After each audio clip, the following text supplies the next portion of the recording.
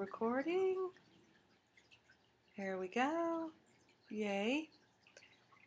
All right.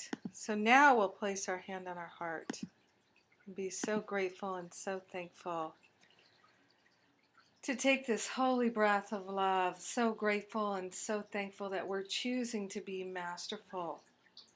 So grateful and so thankful that every little step that we take is a profound shift. That we are awakening our awareness, that it's happening even in our sleep. We are releasing and clearing that which no longer serves us. We're rebooting our relationships and remembering ourselves as we truly are. We're opening our hearts and minds to the very highest possibility for love in our life, and we are grateful. So grateful. Oh, it's funny.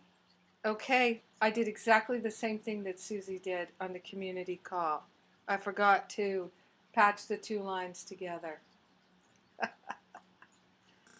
Good.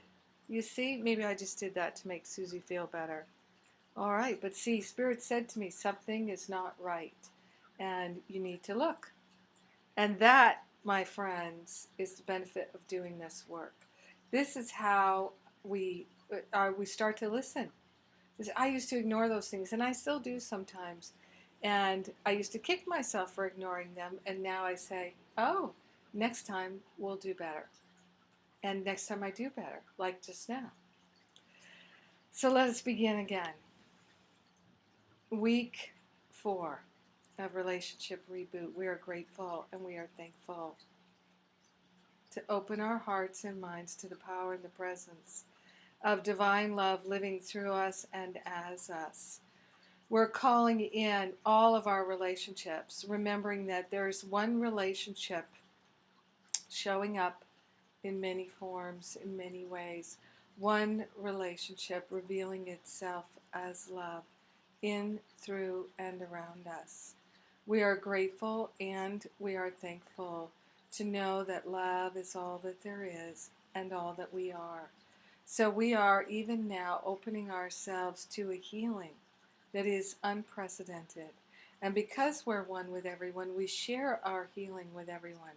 So this reboot that's happening in our heart translates to every relationship, whether or not the person has made their transition and passed on, or whether we've never even met them yet. How wonderful is that? We are transforming and healing and rebooting our relationships through all directions of time and space. And this is a beautiful thing. We're remembering that we're never powerless unless we believe it. So we're claiming our power right now, which is our power to love, our power to change our mind, our power to release all judgments, all upsets, all hurts back to the nothingness from which they have arisen. In gratitude and gracious goodness, we share the benefits with all, because we're one with all. In gratitude, we let it be, and so it is. Amen. Amen. Amen. Yes. Yes, yes, yes. All right, so I just remembered that the fountain is a noisemaker to some, so I'm going to go unplug that. I need to make a little checklist of things to do. And unplugged, all right. So, very excited about how helpful you're all finding this relationship reboot. That is a good thing. And I'm very grateful that I follow divine guidance to put together the pieces that I'm being given. So this week, we've got a whole bunch of things we're going to cover. We're going to pack it in. And I'm going to start with replacing unhelpful habits with helpful habits. So we're going to start to get into the nitty nitty-gritty of things that we can actually do that will make a huge difference in rebooting our relationships. Yes. Now, the primary thing in our reboot here, primary thing is the release of all judgment. That's a primary thing. And that's the hardest thing. It's the most helpful thing, and it's the most difficult. It's the most challenging thing. And yet, we can do it. We can do it. Now, we look at each judgment that we have made as an attachment, as a hook. And that every judgment that we can free ourselves of is an unhooking. And I know for myself in my relationships, I went from every time I noticed I was in judgment, which was about every 10 seconds, I would think, oh, I'm in judgment again. Oh, I'm in judgment again. Oh, I'm in judgment again. So what I was doing all day long was I was basically having a disappointment moment with myself, which only increased my feeling of not good enough, unworthiness, never going to get there, this is impossible. And I began to realize that that was really an old pattern, that it was a pattern of complaining. And so this is why now I say complaining makes me a crap magnet, and being grateful makes me a love magnet. So I turned it around, and instead of going into complaint and disappointment every time I noticed that I was judging, or every time I missed an opportunity to be loving, instead, I would be grateful that I realized there was an opportunity to unhook something. So I went from thinking, oh, here's another one, and thinking it's a burden, oh boy, how heavy can it get, to thinking, oh, here's another one, I can lighten my load by releasing this judgment. Now, how do you release a judgment? Let's look at that really deeply, because this is the nitty-gritty, and we've got to do it. You can't just pay lip service to it. You really have to get in there and roll up your sleeves and do it. So let's take a judgment like, let's put one on ourselves in relationship, because most people, the vast majority of people, are judging themselves more than they judge others. Most people judge themselves more than they judge others. I'm kind of the reverse, because I couldn't bear to judge myself, so I just projected it all outwards. I felt so vulnerable to any judgment. I put up a wall against it, and I just projected it out to other people. There's something wrong with everybody. Everybody but me. But I knew that there was something deeply profound. No, I didn't know it. I believed it, that there was something deeply and profoundly wrong with me. And so rather than focus on that, which seemed completely unhealable, unapproachable, unmanageable, I just dealt with throwing slings and arrows at everyone in my life and everyone in my relationships. So I was always on the attack, and I was always on the defense, both at the same time. Yeah, I created a lot of drama. So I realized that let's take these judgments out and look at them in the light. Let's look at them in the light and see what we can discover here. So we're taking a judgment such as, I'm not good enough, or there's something wrong with me. Because I find that really there's hardly a person I have met that if they haven't done incredible deep work, they have some kind of a belief, there's something wrong with me, I'm not good enough, I'm unworthy, something in that neighborhood about themselves.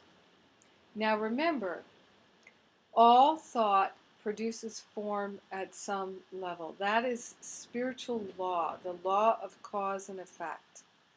So every time we have a thought that we believe, it is going to produce an experience. It's going to produce a consequence. It's going to produce something. Now, if we're thinking thoughts of not good enough and unworthiness, a whole variety of experiences are going to come forward. Now, first of all, the only way that we could be thinking that we're unworthy or not good enough or there's something wrong with us is we're not identified with our true self. We're not identified with our higher self. We're identified with a false self that is lacking, that is not good enough.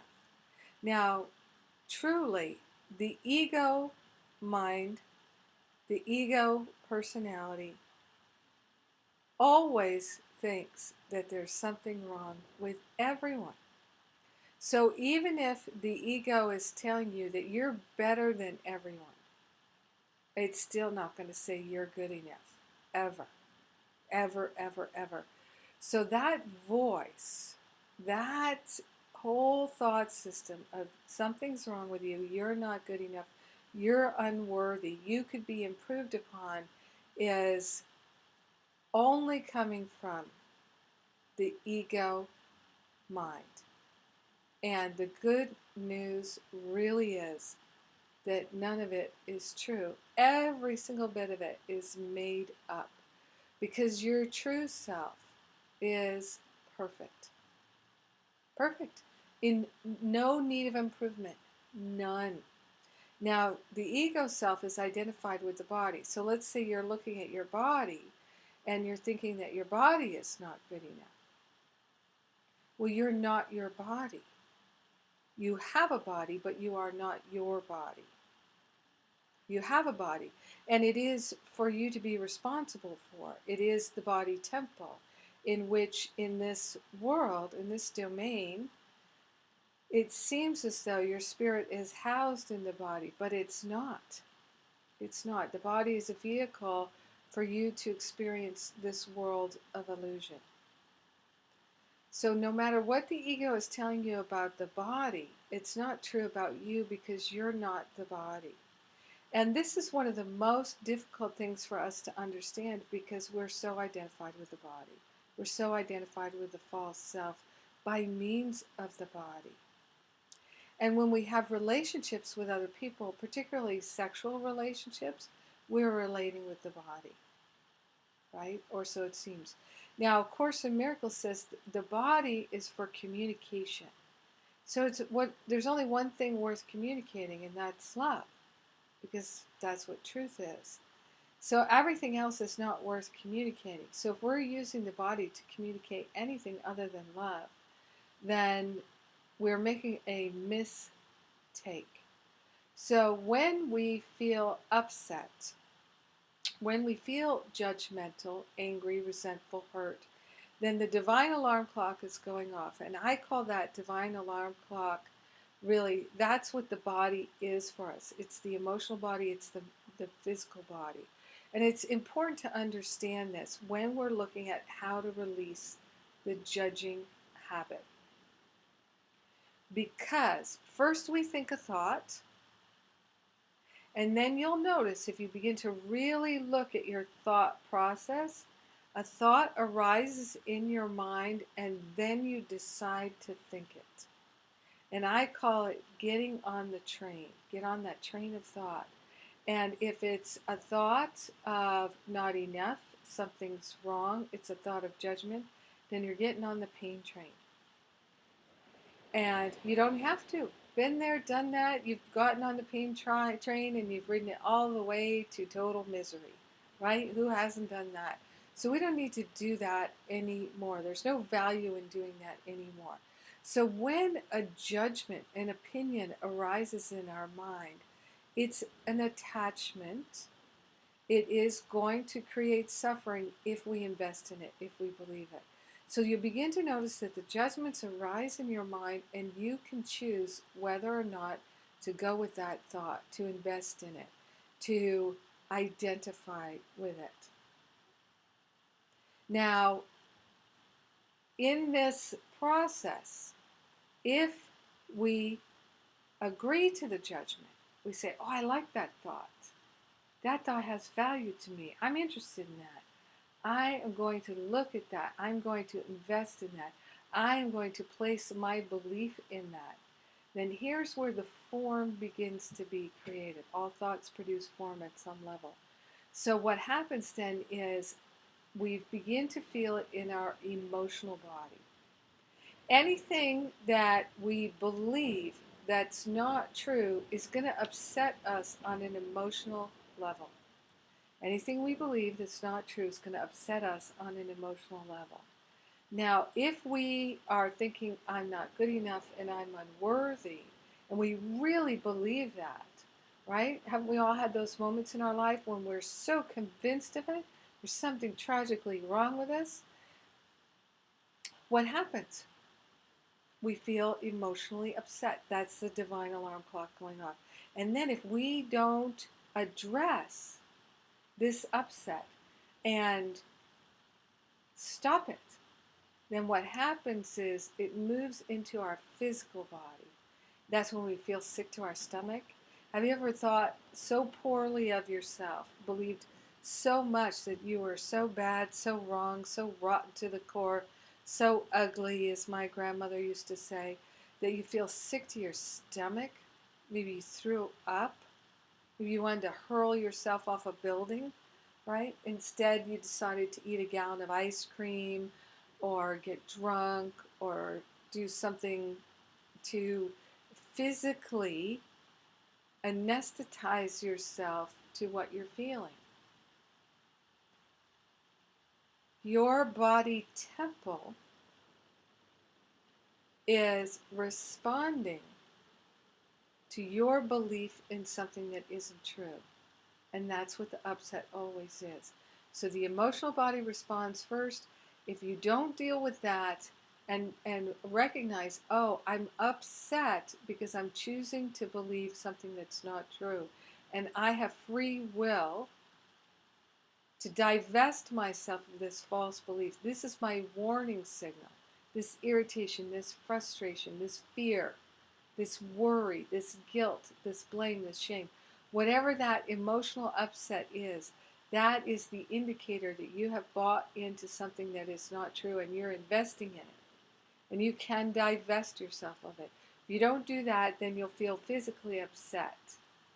And if you don't address it then, you'll probably start to medicate it, cover it up, hide it, distract yourself from it. And, you know, of course, I'm an expert at this. I've done it all. Believe me, I have billions of times. So I've learned that the tiniest bit of upset is welcome because it is a wake-up call. It's a divine alarm clock going off and letting me know that I am choosing to invest in a belief that's not actually true. And I don't have to. And if I continue to invest in that belief that's not actually true, it's going to make me sick and angry and hurt and all of this.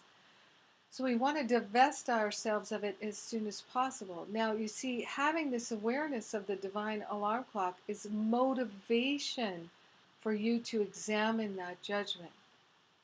I'm not good enough. Now, the ego mind, the false belief system, instead of looking at that thought that's giving you that sense of upset, that false belief, instead of looking at it, the ego mind will send you looking for evidence to support that case. And when I find myself doing that, then I immediately tell myself, oh, look at you, gathering evidence to make the case. The lie always needs a really big case. It's like dancing with the devil doing that. I say it's being the lawyer for the ego. Instead, I'd rather be the representative of the spirit and tell myself the truth. Now, the great thing about the truth is it sets us free, and the truth is true for everyone. So the truth is not sometimes true for you, sometimes true for someone else, never true for another person. No, the truth is true for everyone all the time because we're one with everyone. Only truth can be true for everyone all the time. That's how you know it's the truth. It's not circumstantial. The truth is eternal, it's infinite, it's unchangeable. So when we think a thought like, something's wrong with me, immediately we're going to feel upset. Why? Because it's not true. And it's never going to be true. But we're more and more upset when we think this thought if we believe it more and more. And because a lie always produces this effect, gather the evidence to support it, prove it, prove it, prove it. The ego will always send you on a fool's errand of gathering the evidence to support the false belief. And this is why having a real spiritual practice that you do every day will be the very best help to you in releasing these habits of working for the ego. So this is how we discovered that this judgment is not worth my attention. It's not worth my investment in. So what happens is we think a thought like, the thought arises in the mind, I'm not good enough. Now that thought, I'm not good enough, could be triggered by something that's going on, okay? So there can be some unconscious association with what's going on. It could be any number of things that would trigger it for you, right? It could be an ad on television. It could be an ad on a billboard. It could be someone who looks like someone that you had an experience with as a child that you don't even remember. And suddenly your mind is triggered, I'm not good enough. Oh my gosh. Something's wrong with me. Oh my gosh. You know, it could be if you don't feel good about your body and you see an image in a newspaper, in a magazine, somewhere on a billboard, on the side of a bus, right, going by, and you think, I'll never have abs like that. And then the next thought is, I'm never going to be good enough. Nobody's ever going to love me. I'm going to die alone in a rented room with rats crawling all over me. Seriously, I mean, I've talked to so many people. This is the kind of thought, progressive thought system that happens. Of course, we'd be tortured and terrified and upset and want to kill ourselves if that equation were true. I'm never going to have the abs that I need to have in order to be lovable. And therefore, I'm going to lose my job. Nobody's going to love me. I'm going to die in a rented room with rats crawling all over me. The abs have nothing to do with any of that, because obviously history has shown to us many, many wealthy, successful, beloved people, including the Buddha, who had a big belly, right?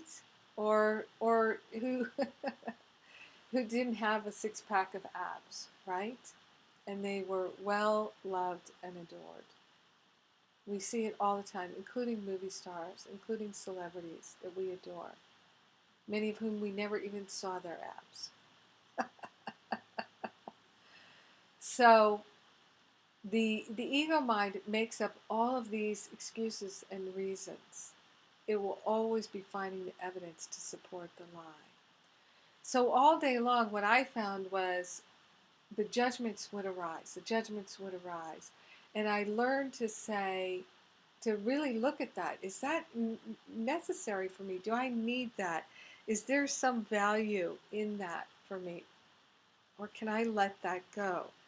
And doing that work was extremely valuable to me because I began to see clearly the truth that could set me free. And it's wonderful.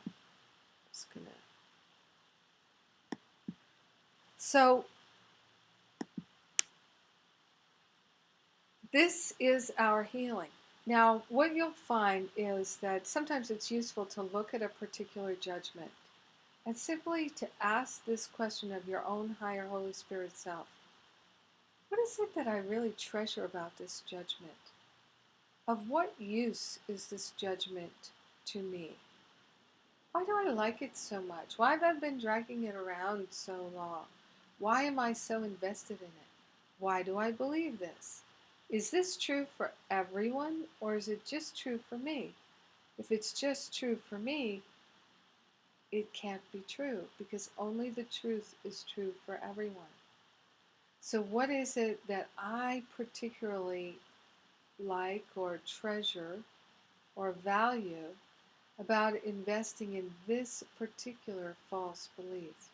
And am I willing to let it go now? And I find the easiest way to let it go is really to declare, I'm not interested in that thought anymore. I can see that it does not serve my walk of love.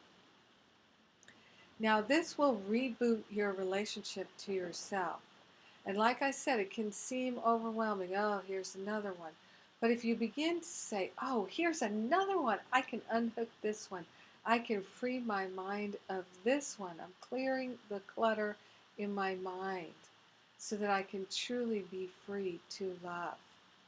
It's so worth it. And that's why I say, if you start with 10,000 negative thoughts, and you release just 10 of them a day with real sincerity, then at the end of 3 years, you will have released all 10,000.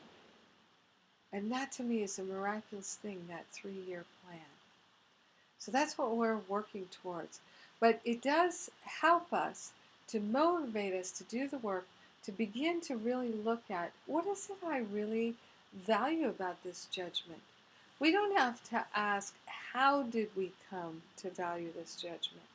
Because very often either that's not easily discernible, and virtually always it's not worth knowing. Because we can have a total healing of the judgment without knowing how it came to be our belief. Many of our beliefs are from past lives and associations that we can't remember, don't need to remember. So we don't need to sit on a psychiatrist's couch for 20 years pulling this stuff out of the past darkness. Now we can simply turn on the light of our being, turn on the light of our awareness, and shine the light into the darkness. As I like to say, Spirit really is the light. You are the light. You are a being of light. You're an effulgent being, meaning that the light comes from you naturally. And so you're naturally lighting up the world. This is what Jesus talked about. I'm the light of the world. I am is the light of the world. You are the I am. I am that I am. So your nature is light, love and light. And when we're covered over with judgments and opinions, it's like the clouds are covering us over so that we can't even recognize that we're the light. But there's not one of those clouds, not one of those judgments that's actually true, and not one of them that's worth believing and investing in. So it's just that we've done it as a habit. Now, why would we ever do that, right? If we started out as these amazing light beings, why would we ever have digressed into these beings that think that we're filled with darkness and ugliness and pus and scum? How did that happen? I want to know that, right? Well, think of it this way. Over many lifetimes of incarnating, or you can even just, if you don't believe in reincarnation, it doesn't matter a whit. You can even just think of this lifetime. How many times have you been intuitively guided to be loving, to be kind, to be generous, to be compassionate, but you chose not to be? Instead, you chose to be unkind, ungenerous, unloving, discompassionate. Well, what would be the net effect of making those kinds of choices thousands of times? And I have to say, I think that there's a rare person that hasn't made those negative choices, those unkind choices, those mean choices thousands of times towards ourselves or someone else. So what would be the residual effect of doing that? Knowing that we have the freedom to choose love and kindness and generosity and compassion, and we say, nah, I don't feel like it. I feel like being mean today. I feel like being unloving today. I feel like being unhelpful today.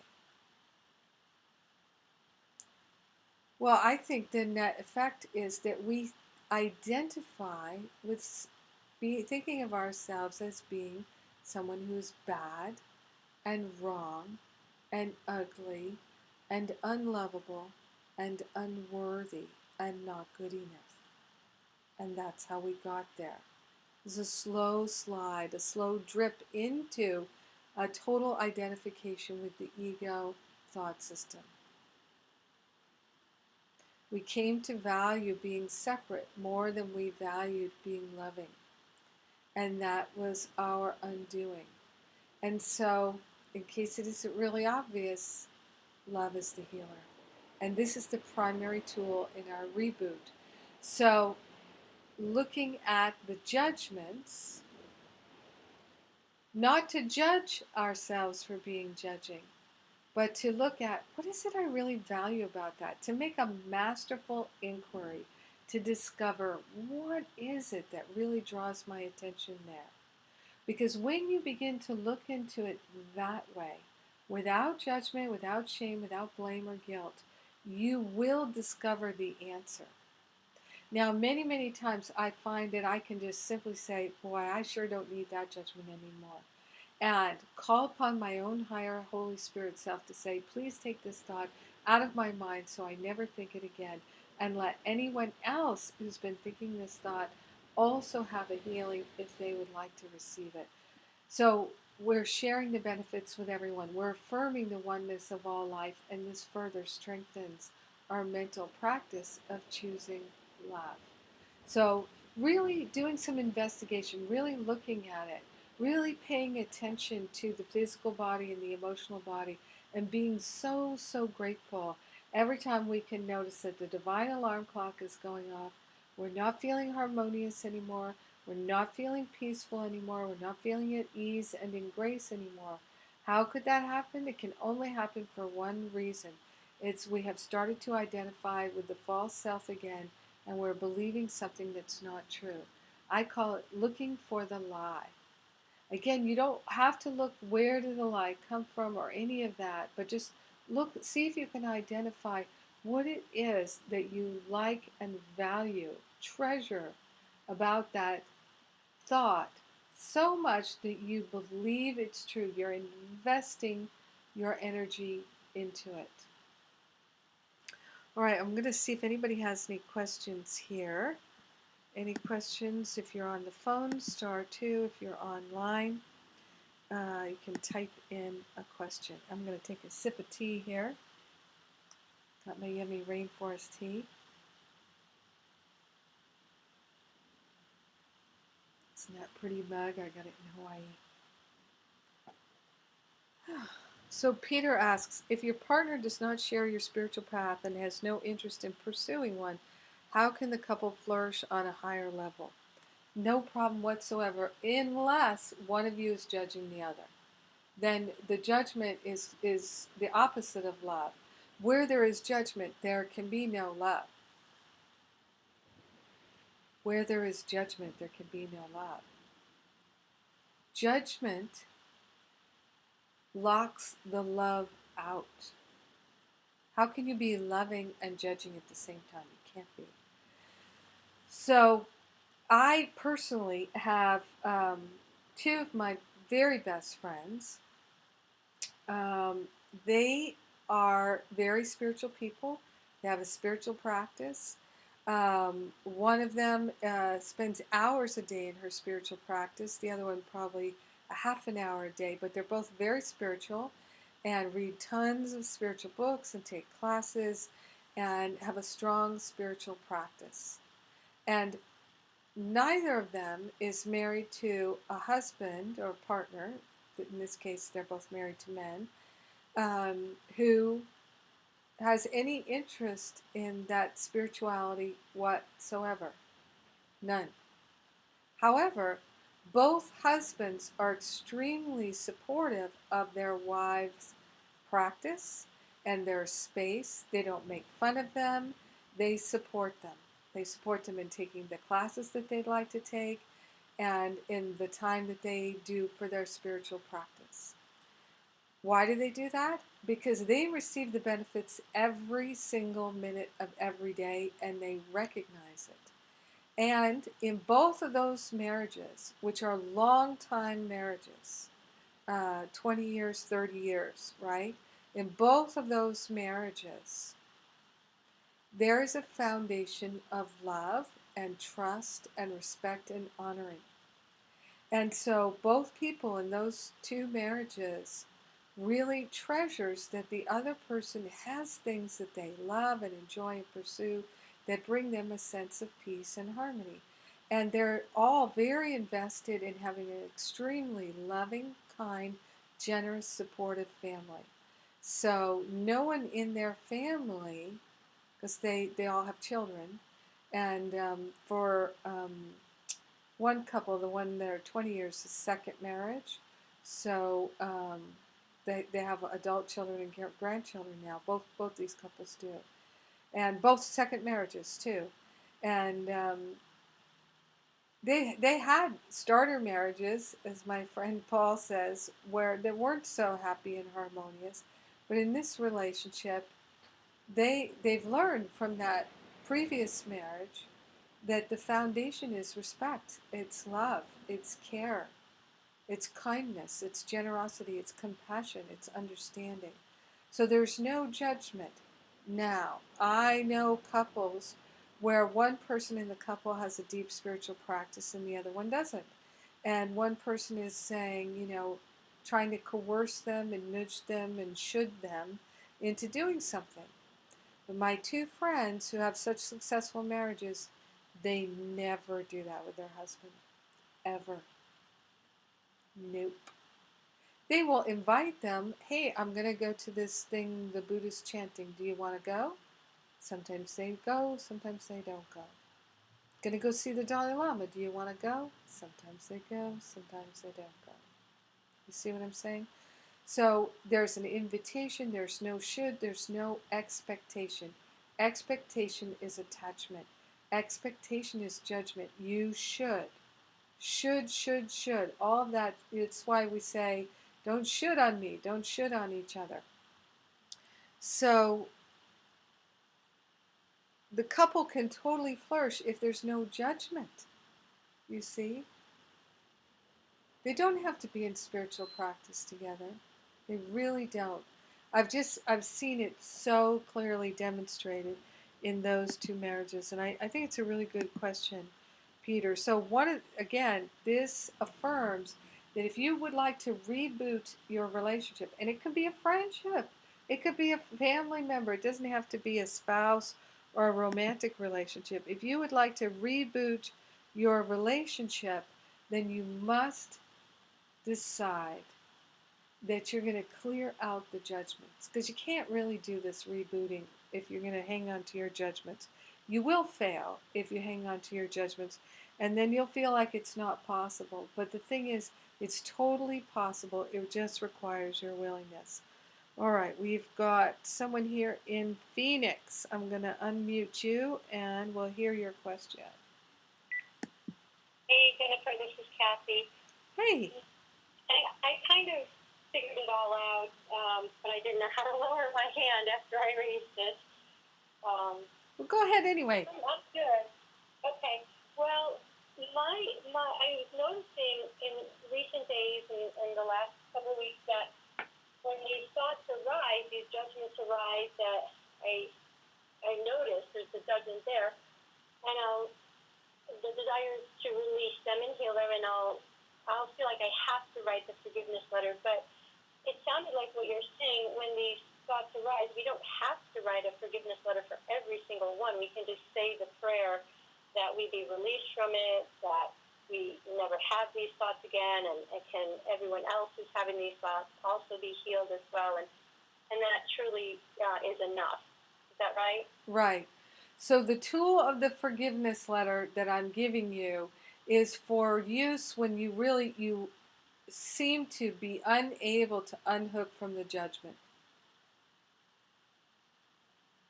So as long as you have the recognition that, oh, this is a judgment and I'm not interested in it, then there's no need to write the letter because you are already committed to unhooking. You have allowed yourself to do that. Yeah, yeah.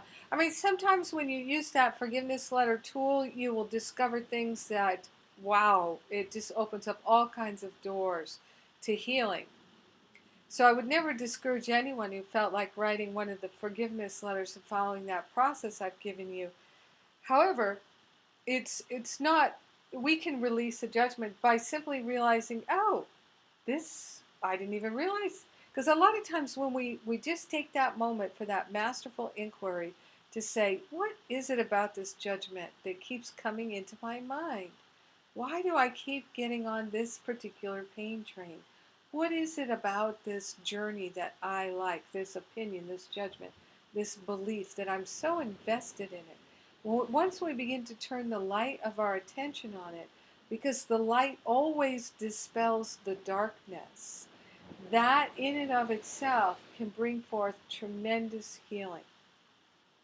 Never underestimate the power of your willingness to place your attention on something with a loving aspiration. So it's another way of kind of visualizing it is if you go into a dark room and there's total darkness there. Oh, there's the light. If you go into a dark room and you want to turn on the light because you want to be able to see clearly, you don't say to the darkness, okay, darkness, I'm going to turn on the light switch now, so you're going to have to leave. And I'm not going to fuss with you about this. The second I turn on that light switch, I'm asking you to go. So don't stay after I turn on the light switch. You never have to say that. You turn on the light switch, the darkness is gone. Why? Because the darkness is nothing. It's nothing. But you see, the ego mind has made it into something. That's a false belief. You see, it's we invest in the dark thoughts and then we think they are something. But they are nothing and they have no power.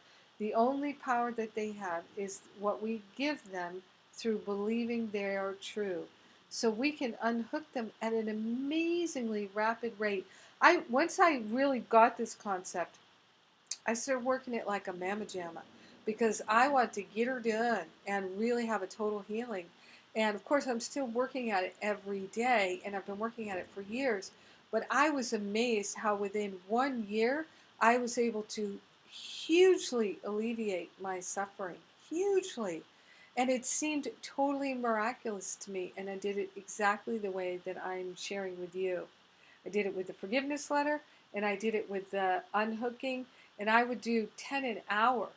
I would just constantly, oh, let me unhook that. Oh, let me unhook that. And it did feel at times overwhelming. At times it felt just like, wow, I'm just a mass of opinions and judgments. And I was in my thinking. I was so attracted to them. And I'm amazed that they still arise in my mind, but they're just so much less now. And it's miraculous. Great, great question. I'm glad you asked that. Thank you, Kathy. Yeah, good to hear your voice. All right, so star 2 if you've got a question. And I'm just going to see if anybody else wrote in a question.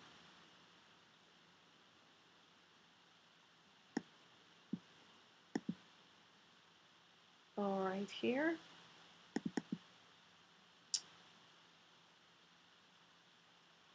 So we're replacing bad habits with helpful ones.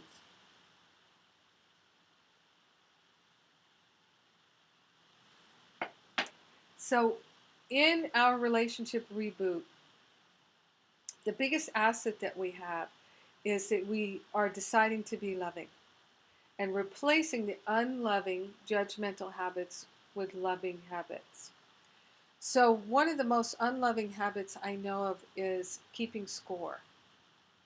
And usually it's women that keep score. Men don't keep score so much.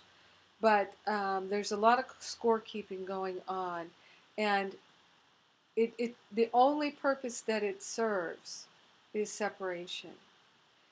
There's nothing loving about keeping score. Keeping score is something that people who feel wounded and feel unworthy and who are expecting to be ripped off, disappointed, or hurt engage in. So if you've been engaging in keeping score in your relationships, doesn't matter what kind of relationship it is, if you've been keeping score of any kind, you're coming up short, you're ahead, whatever it is, then you're expecting disappointment and hurt. Expectation is an attachment.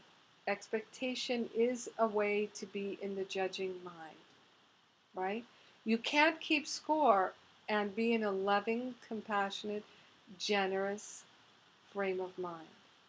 You can only keep score when you're in the judging mind. And so it can only bring you misery. Expectations or attachments, all attachments create suffering. So when you need, you want, you're craving, or you hate something, you're an aversion to it, you can't stand it, all of that is the thought that is, by its nature, an attachment, a hook. So scorekeeping is totally unnecessary. It is only going to bring you suffering and pain. It's only ever going to do that.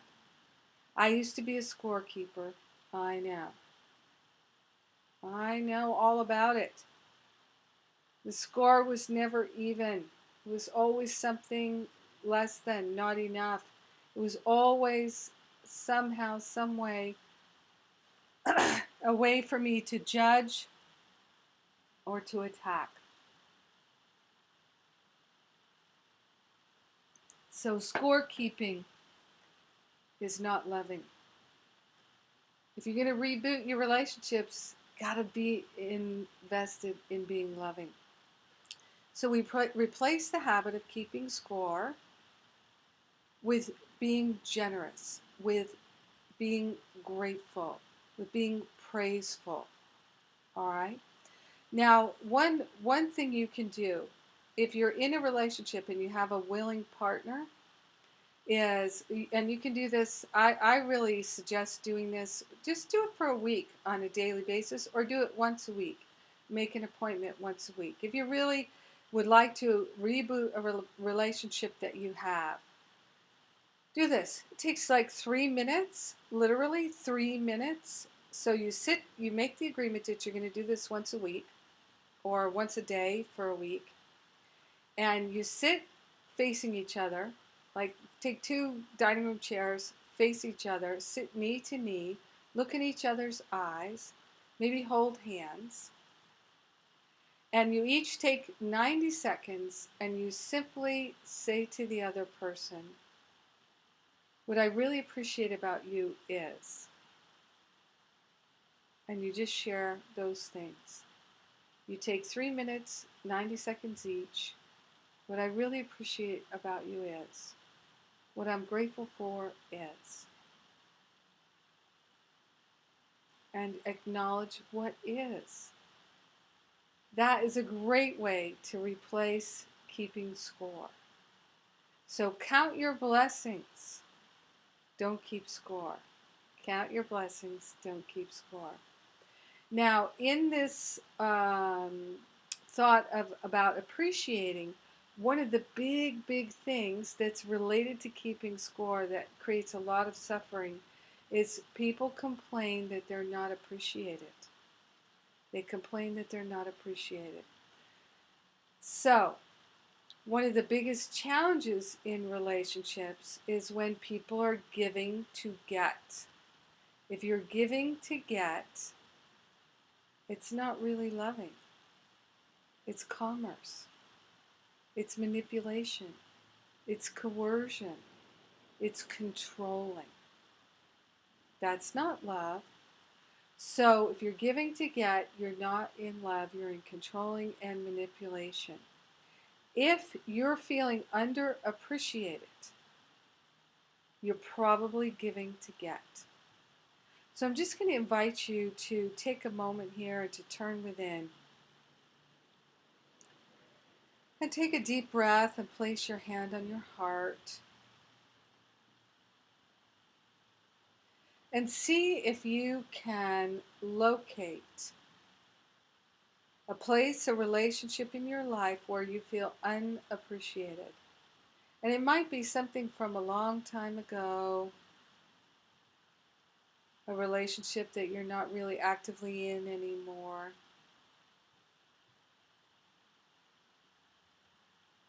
And see if you can see any relationship where you feel underappreciated.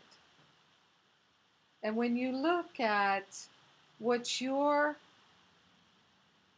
investing in the relationship, are you giving to get? Are you giving to get? Or are you giving from the overflow?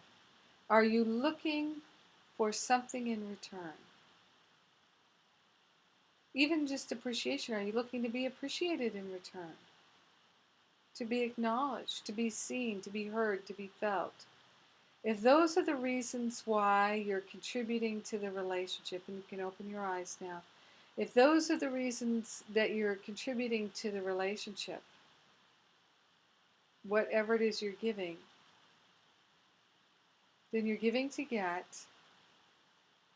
and you don't feel appreciated because essentially you've kind of tricked yourself into thinking you should be appreciated. But if you're giving to get, you're manipulating and controlling. And why should anybody appreciate you for that? You see?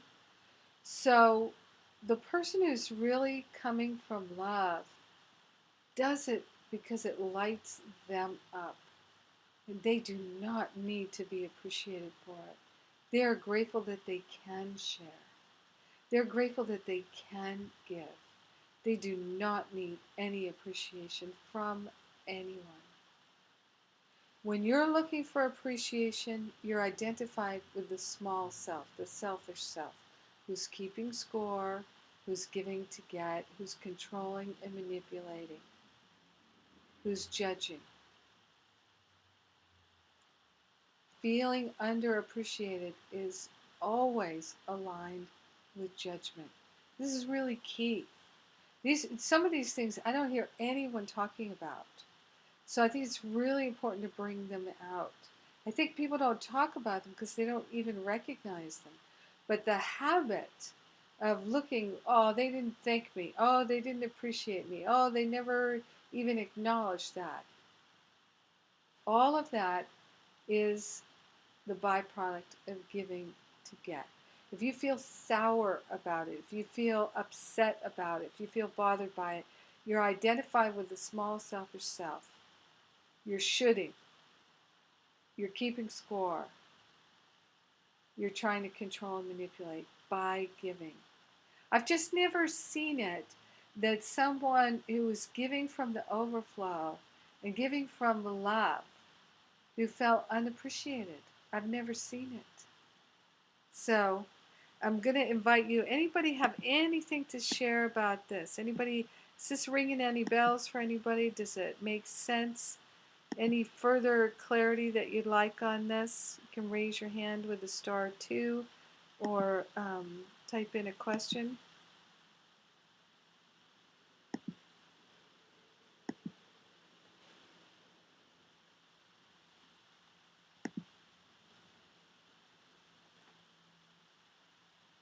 All right. I think maybe it's ringing a bell for a couple of people that just don't want to share about it.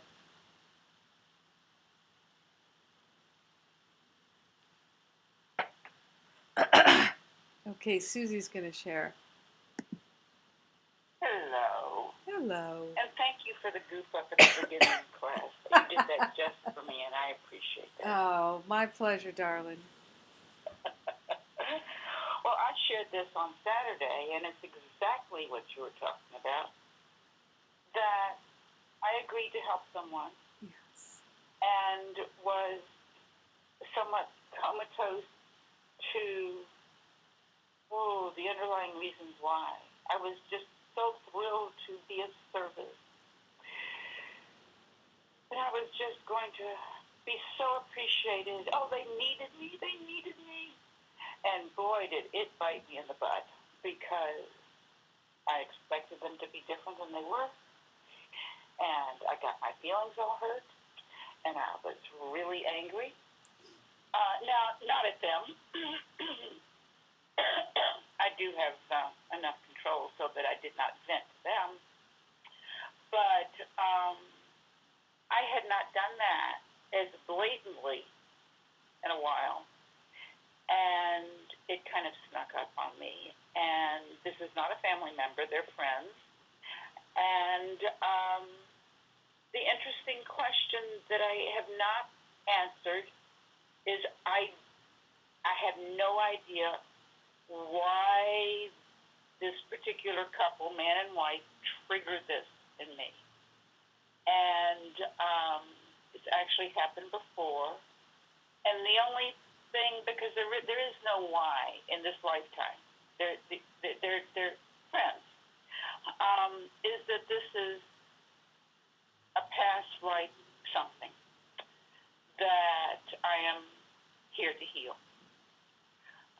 It's such an unusual occurrence that happens only with these particular people. So I really, in releasing it and in forgiving it, I truly do ask to have all cords cut. So willing to cut all the cords and to heal in all directions of time and space, because it just doesn't make sense. It's not a typical behavior of mine. It's not a pattern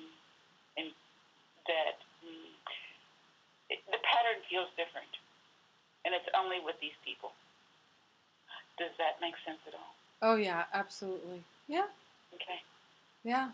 So I wrote actually one forgiveness letter, and I thought I'm done with it, and then something else happened, and the anger flared all over again, and I wrote two more forgiveness letters, and I really just had to release it because, of course, I was the one who was suffering. And I've worked on releasing this in the past, and I guess I'm not done with it yet, because it wasn't released to the extent that prevented it from occurring again. So yeah, you're really getting it to the nub. Yeah, to the nub. And I was reading, it said, I don't even remember where I was reading. I read so many different things. But the comment was made that to not judge someone when they're in suffering, you can't fix them, et cetera, et cetera. And that even though you don't see any reason why they may be going through that suffering and that upset, maybe they're not done with it yet. That's right. And they have more lessons to learn. And I thought, well, maybe that's what was happening with me. Yes. So even though initially I was really upset with myself, because it was one of those, I thought I had dealt with this already. I thought it was gone. Here it is back again. I felt like I was maybe able to step into it far more powerfully with a more heartfelt intent that I'm really done with this. Yeah.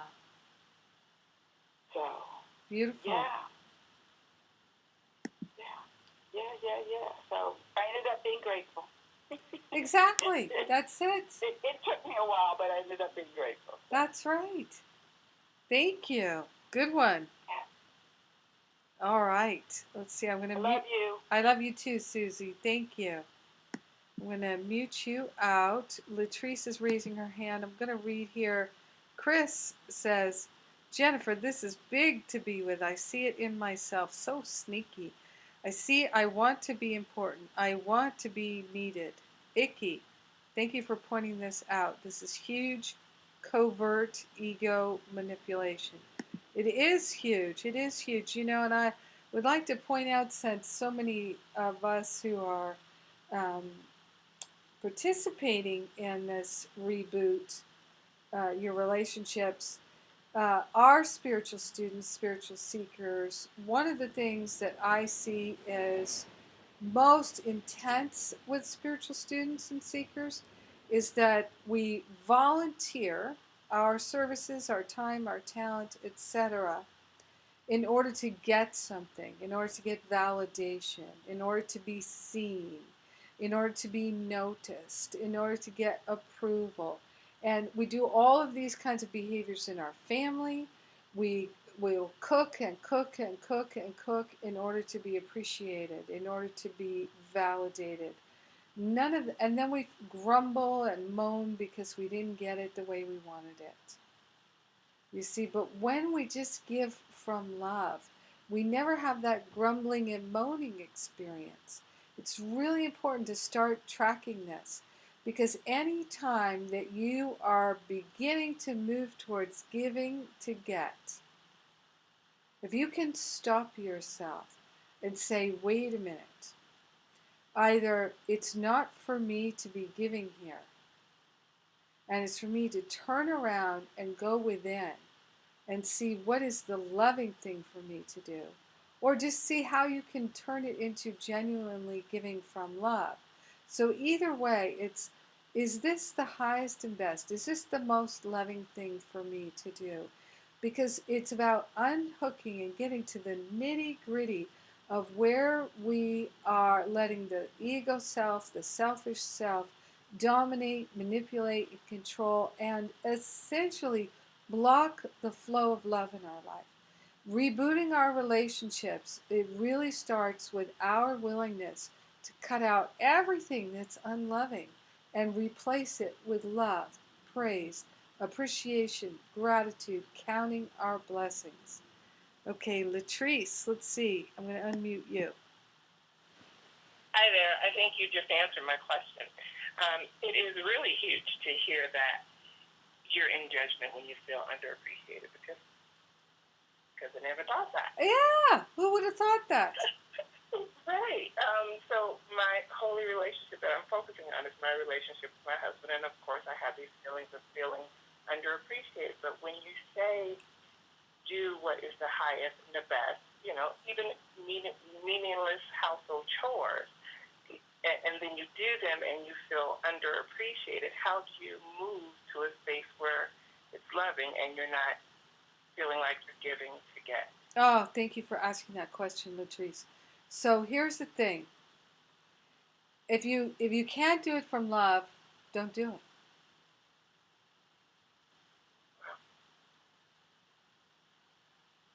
Okay. Just don't do it. I mean, what is it that you must do that it's so important that you must do it even if you're doing it from an unloving space? That's a good question. Yeah. Okay. Are there any other tools to move past feeling like you're underappreciated, or I guess out of judgment? Well, the feeling underappreciated is it is often layered. So I would begin with a forgiveness letter to yourself for giving to get, for being manipulative and controlling, and then blaming your disappointment on someone else. Wow. When you set yourself up, right? Right. You'll start to notice, because I definitely started to notice this, when I would feel the inclination out of habit to give to get, I would start to feel the energy of, I'm going to be disappointed. I'm not going to be appreciated. even as I was moving to do it to get validation and appreciation, I could feel the energy of this is not going to go well. Wow. So start to really pay attention. What is your motivation? If your motivation isn't love, don't do it. Because if your motivation isn't love, what good can come from it? Now, I can feel some people are saying, well, but I've got to get the dishes done. I've got to cook the food. There's that. Yeah. So if you feel like you can only do those things from a place of, and by you, I just mean anyone, everyone who's listening. If anyone is feeling that you can't do those things from a place of love right now, then you might just begin to really look at what is your motivation? What is your motivation? So it might not be, what is the nature of that particular giving to get? Because if we're doing things from resentment, if we're doing it because we have to, what good can come from it? So for me, I don't love doing the dishes. There's so many things I do that I don't love doing, but I do it with love because the result is important to me. But I trained myself, one of the other things I trained myself with was just really not doing anything to get somebody else's good opinion. Because that's just giving to get. So I used to do all kinds of things to get somebody's good opinion. I used to take seminars and classes and go to parties and do all kinds of things that I didn't really want to do in order to get somebody's approval, somebody's good opinion. And I just decided, well, that's not loving to me. That's manipulation, that's control, that's coercion. And it's all false. And it just continues to validate that those things are worth doing. And that way of living is worth living. But that way of living is not living. It's painful. It's dry. It's like living in the desert without any water, without any birds singing. And there's just no reason to live that way. But you see, we come from ancestors who said, you have to do it. This is how we do it. We don't like doing it, but we do it anyway. And we've been taught that to give to get is love. We've been taught that. And so we think, well, that's what we do. But seriously, we're the generation. Now is the time. We're turning the tide where love is the most important thing. And we cannot reboot our relationships without choosing love and putting love first. So we love ourselves and we love our loved ones by not manipulating, controlling, or contriving circumstances to get something, including manipulating and controlling ourselves to do stuff. Better just to put it off and not do it. And here's the thing is we can also develop a habit of training ourselves to just be real with it. Like for me, there's certain tasks that I just don't like doing. I really don't enjoy them, and I haven't got someone else to do them. So I'll do things like I'll say, okay, I'm going to make a party of it. And I'm going to reward myself at the end, something fun, something cool, something I love. And I am going to put on some great music while I'm doing it. Donna Summer Disco, perfect house cleaning music to me. And I'll do things like I'll get a couple of movies and I'll do the task, the cleaning, whatever it is, sorting the papers for a half an hour, and then I'll chillax and watch the movie for a half an hour. I'll do it like that and then get my reward at the end. So there are ways to make it like a loving, fun, joyful experience instead of like slogging through the desert. And you can even do that with doing the dishes. I'm going to do the dishes for 10 minutes and then I'm going to watch my show for 10 minutes. I'm going to do the dishes for 10 more minutes and then I'm going to go take a bath for a half an hour and then I'll come back. Well, just however you want to do it. There are ways to work with it if you're willing. If you're willing, you can find a way to do it with love. You can find the loving reason for doing it. I don't like to go grocery shopping, but I love having groceries, you know. I do. I mostly eat at home, so I love having groceries to cook with. So we find a way to work with it. Yeah, that helps a lot. Thank you so much. Yeah. And I'm gonna unmute. I'm gonna mute you out now, Latrice. But the key here is to recognize that there are ways for us to do this, to work with it, to look at it, if we're willing. Now, I'm going to go a little bit longer here. I want to share something. So we've been talking about these patterns and healing the patterns.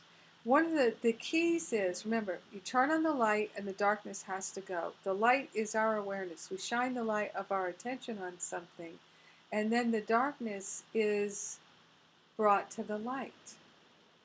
And this is what we can do. This is what we're empowered to do.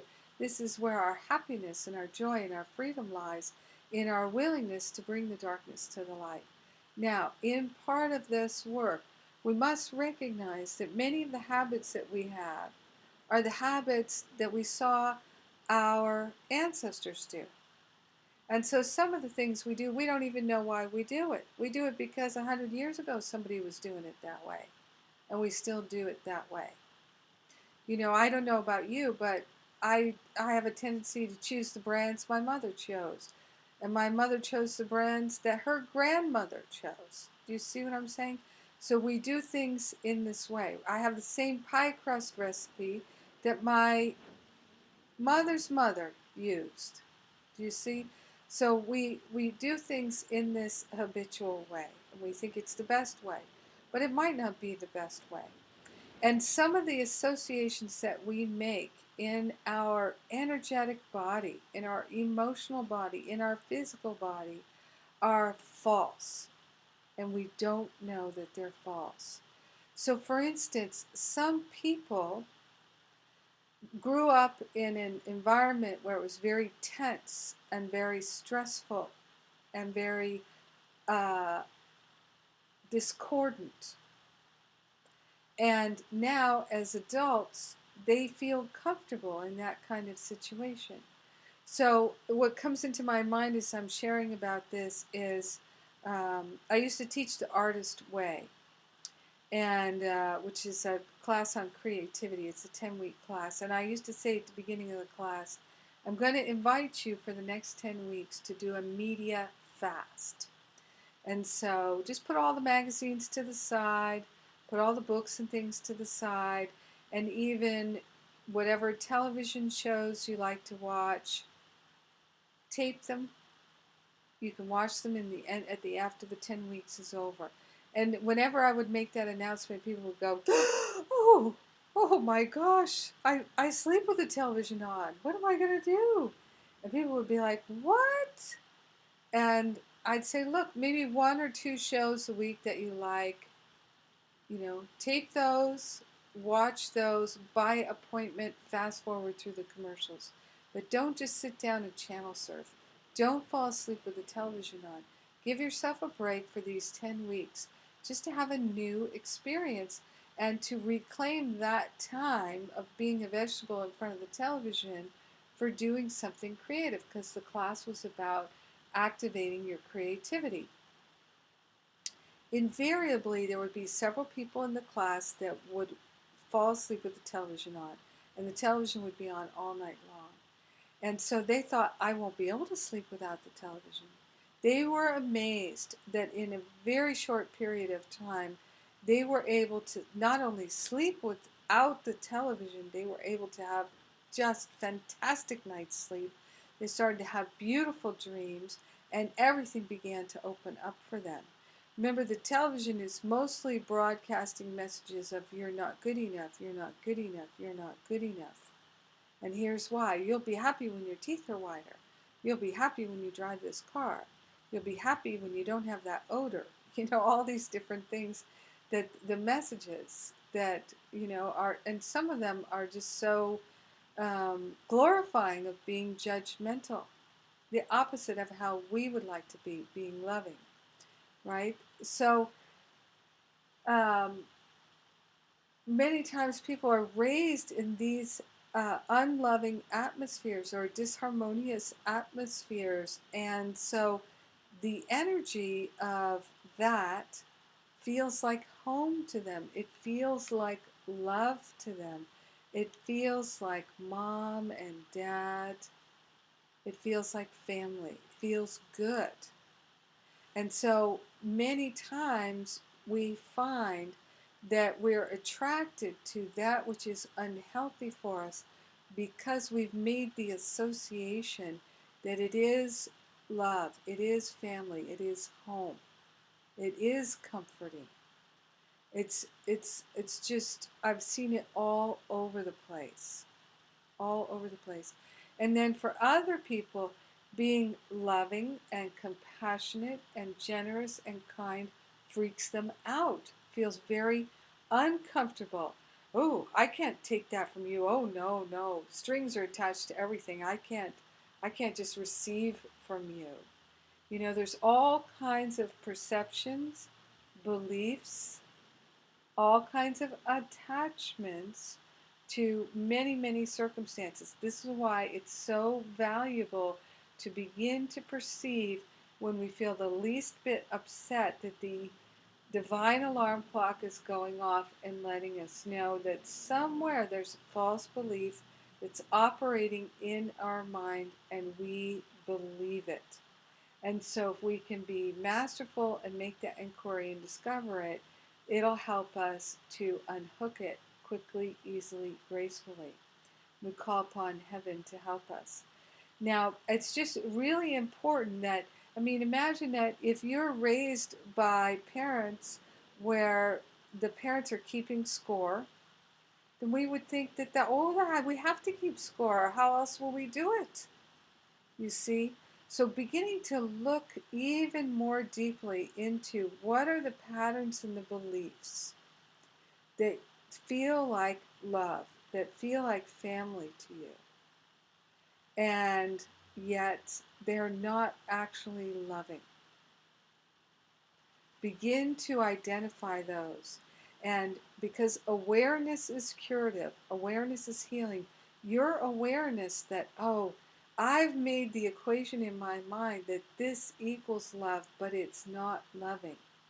And therefore, I'm not interested in this pattern, in this belief, in this habit anymore. Instead, I'd like to replace it with one that is loving, a habit that is loving, that is kind, that is generous, that is patient. It's very, very valuable. And in this alignment of shifting these patterns, these beliefs, and replacing the habits, one of the most loving habits you can develop is to be honest. To be 100% honest 100% of the time. Being honest does not mean saying everything that you think. It does not mean sharing everything that you feel. What it means is it means taking responsibility for your feelings. That's what being honest really is. Taking responsibility and being consistent about taking responsibility.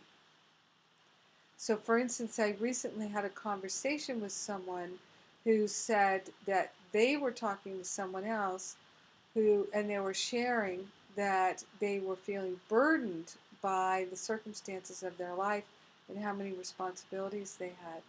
And they were sharing this with someone in confidence, and the person that they shared it with said, well, you made all these choices in your life. You're having this experience by your choices. And the person said, that feels hurtful to me. But you see, they had made the meaning of it that the person was being hurtful to them, but that wasn't their intention. So, what I'm saying to you is, when you are feeling upset and that divine alarm clock is going off, they did something to me. They said something to me. They didn't do something. And you're feeling hurt and upset by it. If you really want to reboot your relationships, you've got to start taking responsibility for the circumstances of your life. And the feelings that you have are part of your circumstances. So if you're feeling hurt by what someone else has done or not done, this is about the meaning that you have made about it. This is about expectation. So instead of saying, that's hurtful, you hurt me, you begin to look, before you say anything, you begin to look, what was that person's intention in saying that to me? What was that person's intention in making that choice? Were they intending to be hurtful to me? Were they intending to be disrespectful? Do they not care? Because very often you'll realize that no, they didn't have any of those intentions. Not at all. They were just saying what they thought in that moment. That's all. They just said what they thought. Now, it doesn't mean that they couldn't have thought about it more carefully and said it in a different way. Like in this case, instead of saying, well, that's your choice. You shouldn't have, you made those choices and now you're suffering from it, or something like that. Saying, oh, I'm sorry you're having that experience. That must be very difficult for you. Because people very often don't want it thrown in their face, a spiritual teaching like, well, you're responsible for everything in your life. Most people don't have any inkling that that is true. And so if you just throw that in their face, they're just going to throw it right back at you. Take responsibility for that. And so we learn to be loving and kind in the way that we speak to each other. And we learn to interpret what's happening to us through the lens of knowing everything is working together for our good. Taking total responsibility of what's happening to us by saying, this is something I've created for my learning. This is something I've created for my learning. And I'm not going to put it on them. Now we can say, instead of things like, oh, that feels hurtful, or that wasn't very nice, we could say, wow, I'm feeling hurt. Instead of saying that was hurtful, I'm feeling hurt. You see the difference there? It's very important to recognize. Because, for instance, I remember one time I was talking with my brother, and he was sharing some experience, and I shared my thoughts about that. And the way I said was, it feels to me like blah, blah, blah. And he said, no, it doesn't. That's not true. And I said, actually, that is how I feel. And I find that sometimes with my family, I'll say how I feel, and I'm very careful to say, I feel this, rather than you're wrong, you're bad, you should. I feel this. And I think about it before I say it, because I don't wish to be judgmental. I wish to reboot my relationships. into nothing but love. And because my family has known me for my whole life, they'll say things like, that's not true, in response to my sharing my feelings. But then I can always calmly say, it is true. It's how I feel. It's how I feel. And I'm not stating uh, facts about the world. I'm stating how I feel. And so this goes back to the preferences, the discernment, the opinions, the judgments. When we can share honestly about how we feel with, and here's the key, without making someone else responsible for our feelings, but instead taking responsibility for them, then we can have an honest, authentic, loving relationship. Nobody wants to be in a relationship with somebody who blames them for how they feel. But you see, if we're keeping score, if we have expectations, and if we're feeling underappreciated, we're giving to get, and all of that activity, then we're probably going to be blaming other people for our feelings. They all go together. So being willing to take responsibility for our feelings, to recognize that the circumstances of our life are a result of our thinking, and whether the circumstances of our life are enjoyable or not, everything is working together for our good. And we're interested in harvesting the wisdom of our experience so that we don't have to repeat the negative experiences. This is our divine and golden opportunity.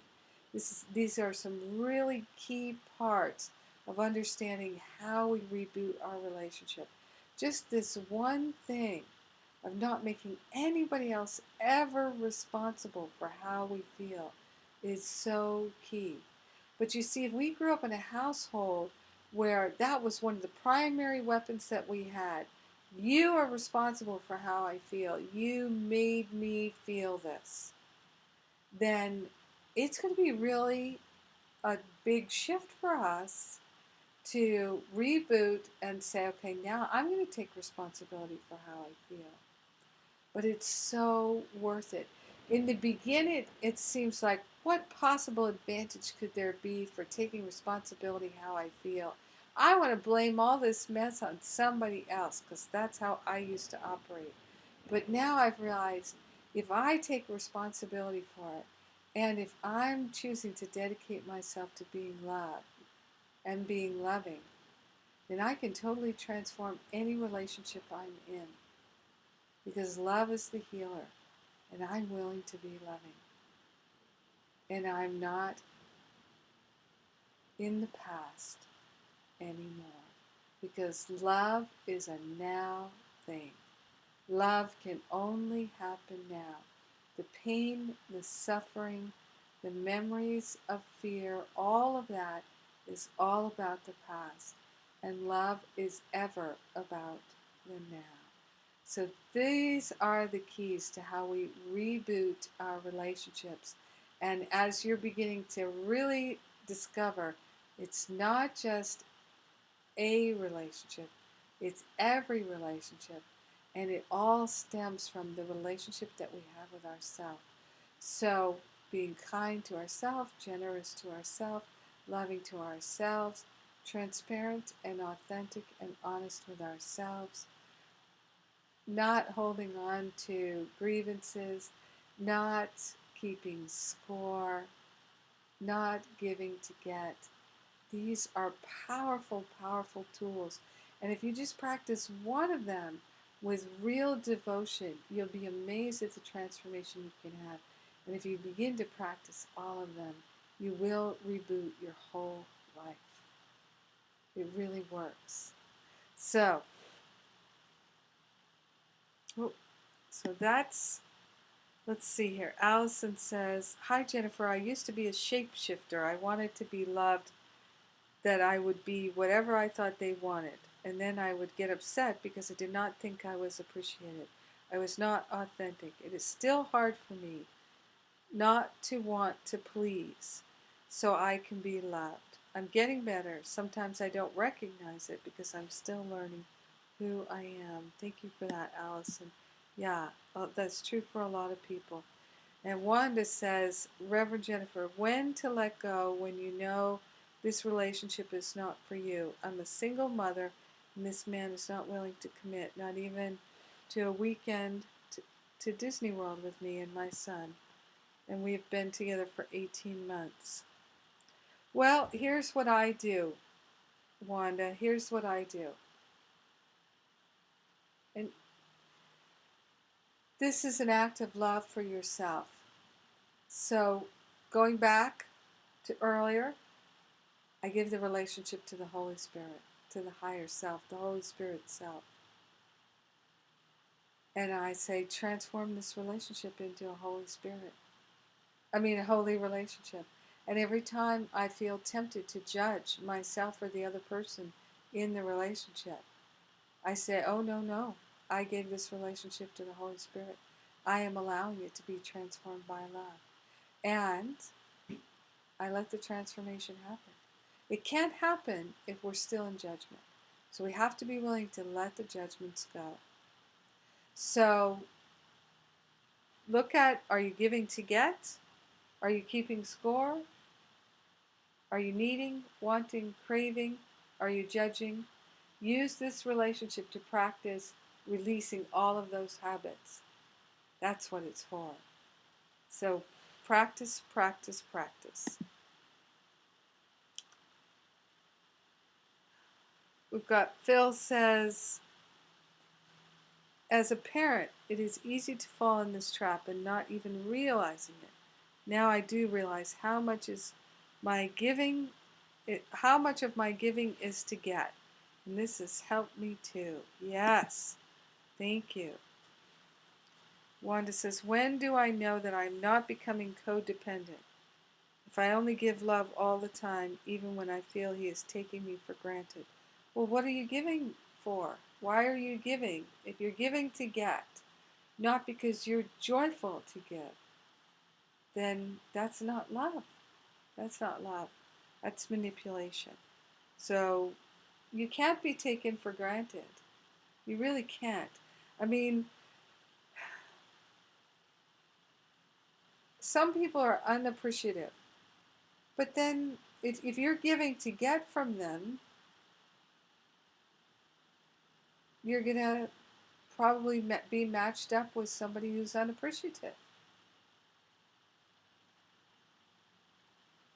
Being authentically loving is a rare thing, and there's just no scorekeeping about it. There's no judgment in it. This is a place for you to practice being totally non-judgmental. All right, so let us take a breath of love and gratitude and be so grateful and so thankful that we can reboot our relationships, that we can renew, heal, and restore, that we have this power within us. It is the power of love within us. We don't necessarily know how it happens, but we are choosing to reboot through letting go of judgments and opinions and keeping score, giving to get, and all of the habits that no longer serve us. And we're replacing them with the habits of love, appreciation, gratitude, praising, and blessing, counting our blessings. And we are grateful that we can replace a negative habit with a positive one.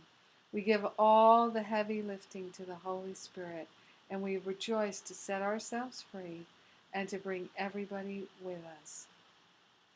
In grace and gratitude, we share the benefits with everyone because we're one with them.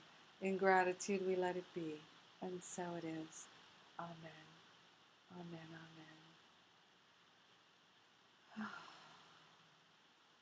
Thank you. What a great class. I love being in class with you. Woohoo! We're rebooting our relationships. I love it. And I'll see you in class tomorrow night with Venerable Dahani Iwahu. Yay! Mwah.